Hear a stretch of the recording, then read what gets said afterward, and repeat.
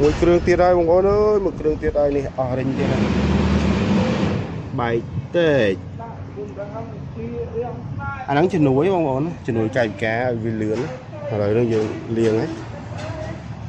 ទៀតយើងចាប់ដើមគុំហើយហើយបងប្អូនចង់ដឹងថាអាហ្នឹងចាប់តាណាដោះតាណាជួយយកបង្ហាញមើលនេះបងប្អូននេះវានៅជាប់នៅ distributor នៅជំនាញខាងនេះអូខេកន្លែងយើងដាក់កណាត់ញុកឯអាហ្នឹងវានៅទីហ្នឹងទួនាទីវាគឺជំនួយកាយវិការក្តោបនឹងលើកឲ្យលឿនរវាសនេះបងប្អូនយើងបានផ្លាស់ប្ដូររួចហើយយើងលាងទីទៀតយើងគុំចូលឲ្យអស់ចាប់បដ ாய்